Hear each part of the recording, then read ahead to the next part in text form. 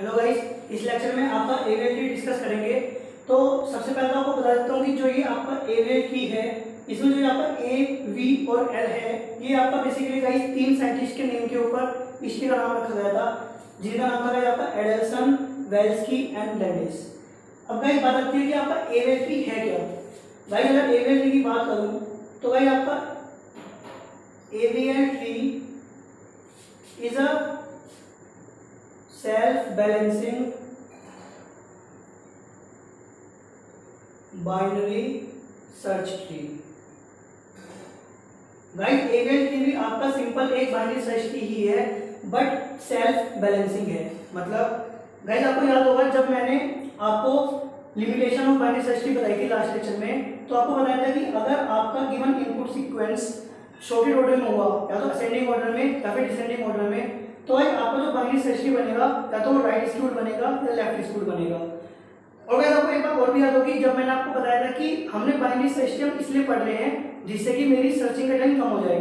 और गाइस क्योंकि skewed binary search tree में तो आपका टाइम बाइनरी ट्री जितना लग रहा है एंड टाइम, तो गाइस क्योंकि हमें उस टाइम को लॉग एन बनाना है, तो गाइस उसके लिए मुझे अपने ट्री को बैलेंस करना होगा जिससे कि मेरा सर्चिंग का टाइम आपका एन से दोबारा लॉग एन की तरफ आ जाए। तो गाइस एक बाइनरी सर्च ट्री को बैलेंस करने के लिए आपका हम एरियल ट्री यूज करते हैं, जिसमें हम देखेंगे कि आपका सर्चिंग का टाइम हमेशा आपका लॉग एन लगेगा।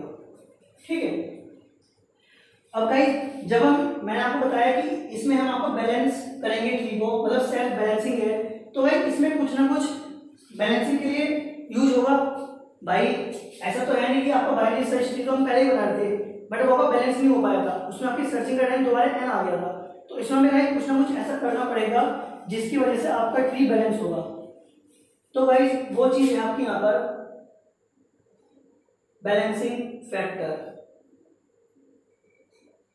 गाइस बैलेंसिंग फैक्टर के बेस पे आपका ट्री बैलेंस होता है। और एरियल ट्री में बोला गया कि आपका बैलेंसिंग फैक्टर अगर किसी भी नोड का -1, 0 या +1 है तो गाइस आपका ट्री बैलेंस है, और अगर आपका इन तीन के अलावा कुछ और भी है तो गाइस आपका ट्री इम्बैलेंस है। अब बात आती है भाई बैलेंसिंग फैक्टर है क्या। हमें ये पता लग गया कि एक ट्री को बैलेंस करने के लिए कुछ बैलेंसिंग फैक्टर एक चीज है जो हमें हर नोड के लिए कैलकुलेट करना होगा, और अगर मेरा वो हर नोड के लिए आपका -1, 0 या +1 में से कुछ आ रहा है तो आपका ट्री बैलेंस है, वरना नहीं है। अब बात आती है कि हम ये बैलेंस फैक्टर कैलकुलेट करेंगे कैसे। गाइस बैलेंसिंग फैक्टर की डेफिनेशन है आपकी height of left sub tree minus height of right sub tree. Simple. अगर आपको किसी भी नोड का बैलेंसिंग फैक्टर कैलकुलेट करना है तो गाइस उसके लेफ्ट सब ट्री की हाइट निकालो, उसके राइट सब ट्री की हाइट निकालो, और height of left sub tree minus height of right sub tree कर दो, आपको उस नोड का बैलेंसिंग फैक्टर मिल जाएगा। पूरे बाइनरी सर्च ट्री में अगर किसी भी नोड पर आपका बैलेंसिंग फैक्टर -1, 0 या +1 के अलावा कुछ भी आता है तो इसका मतलब आपका वो ट्री बैलेंस नहीं है, आपको उसको बैलेंस करना होगा। ठीक है। अब बात आती है गाइस, हमने इतना समझ लिया कि बैलेंसिंग फैक्टर ये चीज है। अब अगर आपका कोई ट्री इम्बैलेंस है तो उसको गाइस बैलेंस करेंगे कैसे। गाइस यही टॉपिक सबसे इंपॉर्टेंट है इसमें कि हम कैसे इम्बैलेंस ट्री को बैलेंस करेंगे, और काफी इंपॉर्टेंट है गाइस। अगर आप कॉम्पिटिटिव एग्जाम्स की बात करूं तो गाइस बहुत इंपॉर्टेंट है, हर साल इसके ऊपर क्वेश्चन आता है, और गाइस आपके कॉलेज वाले एग्जाम के लिए तो गाइस बहुत इंपॉर्टेंट है। मतलब फेमस क्वेश्चन है गाइस हमेशा कि एक आपको कुछ एलिमेंट दे देगा और बोलेगा इसको एम्प्टी एरियल ट्री में इसको इंसर्ट करो और बैलेंस कर दो गाइस। तो देखते हैं कि हम मतलब आपका ट्री को बैलेंस करें कैसे। How to balance a binary search tree. Guys इसके लिए हम आपकी रोटेशन यूज करते हैं। यहाँ पर 4 तरह की रोटेशन है गाइस आपकी। एक है आपकी LL रोटेशन, एक है गाइस आपकी RR रोटेशन, एक है गाइस आपकी LR रोटेशन, और एक है गाइस आपकी RL रोटेशन। गाइस पहले आपको थोड़ा सा इसका ओवरव्यू देता हूं और देन समझाऊंगा कि इन 4 रोटेशन का मतलब क्या है। गाइस पूरी वीडियो देखना, बहुत मजा आएगा, काफी इंपॉर्टेंट है। अभी बोल रहा हूं, हमेशा गाइस आपको क्वेश्चन जरूर मिलता है एरियल ट्री के ऊपर किसी भी एग्जाम में। गाइस एल एल रोटेशन जब भी आपको करना होगा तो आपको सिंपल एक रोटेशन करना होगा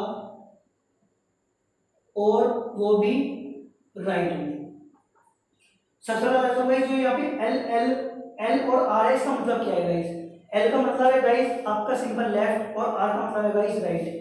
एल एल रोटेशन मतलब आपके ट्री में एल एल इम्बैलेंसिंग आई है, मतलब लेफ्ट के लेफ्ट में जाकर कुछ ऐसी इम्बैलेंसिंग आई है जिसकी वजह से मुझे आपका एल एल रोटेशन परफॉर्म करना होगा।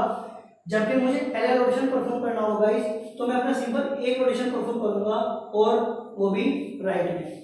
गाइस ये रोटेशन करते कैसे हैं, क्या होता है रोटेशन गाइस, अभी बिल्कुल मत समझो, मतलब टेंशन मत लो इस चीज की कि क्या मतलब है इसका। अभी गाइस सब समझाऊंगा आगे, अभी सिंपल आपको ओवरव्यू बता रहा हूँ इन चार प्रश्नों का मतलब क्या है, सब अभी इतना समझो जो जो बता रहा हूँ। गाइस जब भी आपकी आर आर इनबैलेंसिंग आएगी बाइनरी सर्च ट्री में तो आपको यहाँ पर भी सिंपल एक रोटेशन परफॉर्म करनी है और वो आप करोगे गाइस आपकी लेफ्ट में। जब आपकी गाइस एल आर और आर एल आती है तो आपको गाइस दो रोटेशन परफॉर्म करनी पड़ती है। गाइस सिंपल है, नाम से ही आपको क्लियर हो जाएगा। जब आपके सेम आएंगे मतलब लेफ्ट लेफ्ट राइट राइट तो आपको एक रोटेशन परफॉर्म करनी होगी। लेफ्ट लेफ्ट में गाइस रोटेशन होगी राइट और राइट राइट में गाइस रोटेशन होगी आपकी लेफ्ट। एल आर और आर एल क्योंकि अलग अलग है तो यहाँ पे दो रोटेशन परफॉर्म होगी। आर एल में गाइस आर एल की बात करूं तो पहले लेफ्ट फिर राइट, मतलब जिस सीक्वेंस में नाम है गाइस उसी सीक्वेंस का रोटेशन होगा, पहले लेफ्ट फिर राइट। अगर आर एल की बात करो गाइस तो पहले राइट एंड देन फिर लेफ्ट। बस गाइस इतना एक सिंपल आपको ओवरव्यू दिया था। अब समझाऊंगा इन चार रोटेशन का मतलब क्या है और जो मैंने बोला एक रोटेशन दो रोटेशन राइट में रोटेट करना है लेफ्ट में करना है कैसे करते हैं। देखो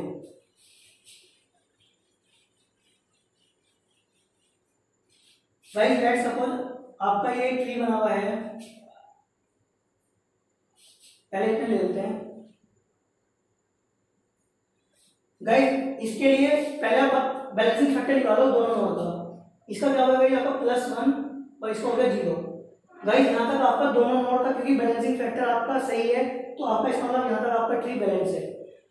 अब गाइस मुझे इसमें आपकी 3 नोड को इंसर्ट करना है। गाइस जब भी मैं नोड इंसर्शन की बात कर रहा हूँ तो सेम बाइनरी सर्च ट्री की तरह इंसर्ट करेंगे। 3 मैंने यहाँ पे इंसर्ट करा। अब गाइस दोबारा सबका बैलेंसिंग फैक्टर का कैलकुलेट करो, इसका 0 इसका हो गया 1 और इसका हो गया आपका +2। अब गाइस क्योंकि आपका जो ये बैलेंसिंग फैक्टर है इस नोड का ये आपका सही नहीं है भाई। मैंने आपको बताया था कि जब भी अगर आपका ट्री बैलेंस जब भी होगा जब आपका हर नोड का बैलेंसिंग फैक्टर -1 0 या +1 होगा। यहाँ पे गाइस क्योंकि 2 है तो इसका मतलब आपका ये ट्री इम्बैलेंस है, आपको इसको बैलेंस करना होगा। अब देखो यहाँ पे गाइस इम्बैलेंसिंग आई है इस नोड पर और ये आई किस नोड की वजह से है, इस नोड को इंसर्ट करने से।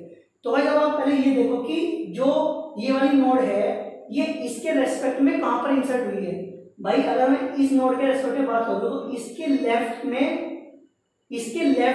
लेफ्ट में इंसर्ट हुई है। इस नोड के लिए गाइस ये सब तो लेफ्ट सब ट्री है, मतलब इस नोड के लेफ्ट सब ट्री में भी लेफ्ट में जाके इंसर्ट हुई है। तो भाई इसका मतलब आपको यहाँ पे एल एल रोटेशन परफॉर्म करना होगा क्योंकि गाइस लेफ्ट के लेफ्ट में मतलब एल एल हुआ है। तो गाइस आपको एल एल रोटेशन मैंने आपको बताया था कि सिंपल एक रोटेशन लगेगा और वो लगेगा आपका राइट डायरेक्शन में। अब गाइस रोटेशन का मतलब क्या है और कैसे करेंगे रोटेशन। गाइस जिस नोड के अलोंग आपका ट्री इम्बैलेंस हुआ है उस नोड के अलोंग अपने ट्री को राइट रोटेट कर दो क्योंकि गाइस आपका ट्री यहाँ पे इम्बैलेंस हुआ है तो इसके अलोंग गाइस अपने ट्री को आप राइट रोटेट कर दो। जब गाइस राइट रोटेट करोगे तो क्या हो जाएगा ट्री 4 आपकी नोड ऊपर चली जाएगी, 3 नीचे आ जाएगा और 5 यहाँ पर आ गया। भाई मैंने इसको राइट रोटेट करा मतलब मैंने इस ट्री को पकड़कर ऐसे घुमा दिया तो भाई 4 ऊपर आ गया, 5 यहाँ पर आ गया और 3 यहाँ आ गया। ऐसा ट्री गाइस आपको बन जाएगी, ठीक है। अब आप दोबारा इसका बैलेंसिंग फैक्टर निकालो और आप देखोगे आपका ट्री बैलेंस हो गया, इसका 0 0 और 0। तो भाई आपका ये हो गया ट्री बैलेंस। तो हमने देखा भाई कैसे आपका एल एल रोटेशन एक रोटेशन हमें सिंपल राइट में करना पड़ा और आपका ट्री बैलेंस हो गया। ठीक है भाई, ये था आपका सबसे पहला एल रोटेशन। अब बताता हूँ भाई आपका आर आर रोटेशन।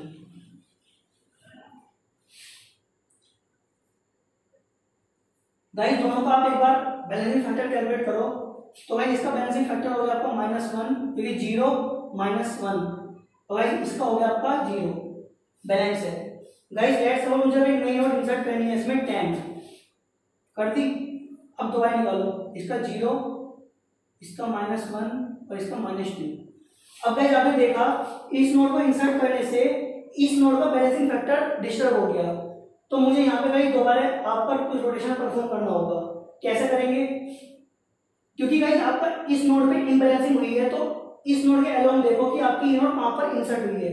भाई इस नोड के राइट सब ट्री के राइट में जाकर इंसर्ट हुई है, मतलब आर में जाकर इंसर्ट हुई, उसकी वजह से इम्बैलेंसिंग हुई है। तो भाई आपको यहाँ पर आर आर रोटेशन परफॉर्म करना होगा। मैंने बताया था जब हम आर आर करेंगे तो सिंपल एक रोटेशन लगेगा, और गाइस वो भी आपका लेफ्ट डायरेक्शन में।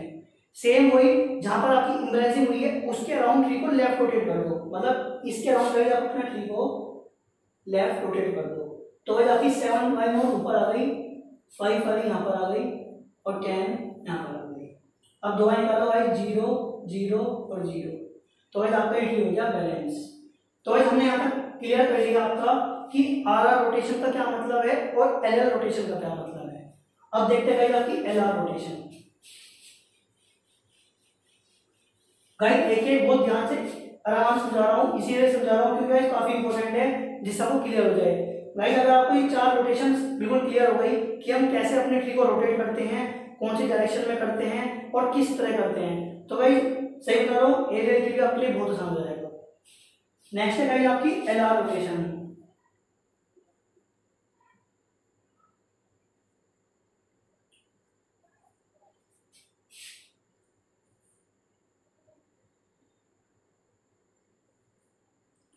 गाइस लेट्स सपोज आपका इतना ट्री था, तो अब तक आपकी क्या हो गया, यहाँ पे +1 और यहाँ पे 0। अब गाइस लेट्स सपोज मुझे नई नोड 4 इंसर्ट करनी है, तो आपकी कहाँ पर इंसर्ट होगी वो, यहाँ पर।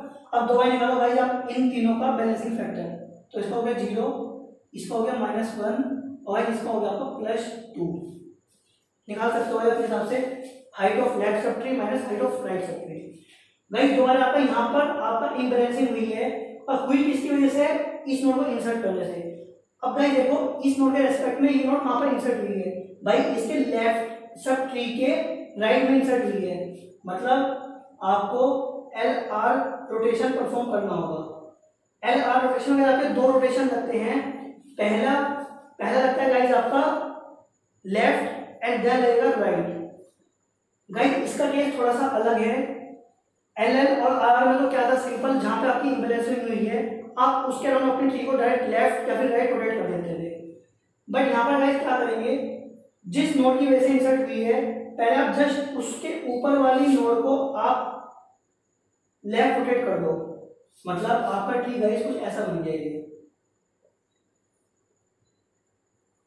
भाई जब इसको रोटेट करो तो 4 ऊपर आ गया, 3 नीचे आ गया, आपकी इम्बैलेंसिंग हुई थी गाइस यहाँ पर, क्योंकि आपने पहले यहाँ पे लेफ्ट कर दिया है, और आपको पता है एल आर में 2 लगते हैं, पहले लेफ्ट और फिर राइट। अब जो राइट रोटेशन करोगे वो आप भाई जिस नोड पे आपकी इम्बैलेंसिंग हुई थी उस नोड के अलाउ करोगे, कर दो। 4 यहाँ पर आ गया, 3 यहाँ आ गया और 5 यहाँ आ गया। गाइस ये हो गया आपका ट्री बैलेंस। तो भाई हमने देखा अगर मेरी कोई नोड लेफ्ट के राइट में जाके इंसर्ट होती है और अगर उसकी वजह से कोई इम्बैलेंसिंग मेरे ट्री में आती है, तो पहले मुझे अपने ट्री को उस नोड के जस्ट ऊपर वाली नोड से लेफ्ट रोटेट करना है, तो ये ट्री बन गया। एंड देन आपकी जहां पर इम्बैलेंस हुई थी उस नोड के अलावा आपको अपने राइट रोटेट करना है, तो आपका राइट ये ट्री बन गया। ठीक है, तो ये आपका एल आर रोटेशन हो गया। लास्ट है गाइस आपका आर एल रोटेशन।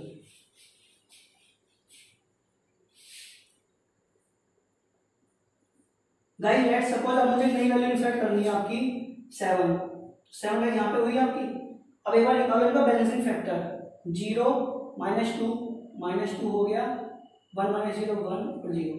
गाइस क्योंकि आपकी ये नोड दोबारा इम्बैलेंस हुई है इस नोड की वजह से, तो देखो ये वाली नोड इसके रेस्पेक्ट में कहां पर इंसर्ट हुई है, भाई राइट सब ट्री के लेफ्ट में, राइट सब ट्री के लेफ्ट में इंसर्ट हुई है। तो मतलब आपको यहाँ पर आर एल रोटेशन परफॉर्म करना होगा। आर एल मतलब गाइस आपको दो परफॉर्म करने होंगे, पहले राइट और फिर लेफ्ट। यहाँ पे भी सेम एल आर की तरह ही है, जिस नोट की वजह से हुई है पहले उसके ऊपर आप अपना राइट रोटेट कर दो, तो क्या होगा यहाँ पे 5, 7 और 10। आपने गाइस यहाँ पे राइट रोटेट कर दिया है। अब आपको दोबारा इसको लेफ्ट रोटेट करना है, क्योंकि दो रोटेशन लगते हैं, पहले राइट और फिर लेफ्ट। जो लेफ्ट करोगे वो जहां पर आपकी इम्बैलेंसिंग आई थी उसको एलो कर दोगे, मतलब अब इसको इधर ले आओ, 7 हो गया, यहाँ पर 5 आ गया और यहाँ पे 10। राइट, इस तरह हमने देखा कि अगर मेरी कोई इम्बैलेंसिंग आती है राइट सब ट्री के लेफ्ट में नोट इंसर्ट करने से, तो कैसे मैं आपके आर एल रोटेशन की हेल्प से पहले राइट में रोटेट करूंगा एंड देन लेफ्ट में करूंगा। गाइस पहला इन चारों को बहुत ध्यान से समझें। नेक्स्ट लेक्चर में आपको एक एग्जांपल लेके दिखाऊंगा कि अगर मैं आपको एक सीक्वेंस ऑफ एलिमेंट देता हूं और बोलता हूं इनको आप एक एवरेज ट्री में इंसर्ट करो, तो कैसे इंसर्ट करेंगे। वहां पर गाइस आपके सारे कंसेप्ट यूज होंगे एक ही ट्री में, कि ये चारों रोटेशन यूज होंगे वहां पे L L, R R, L R और आर एल।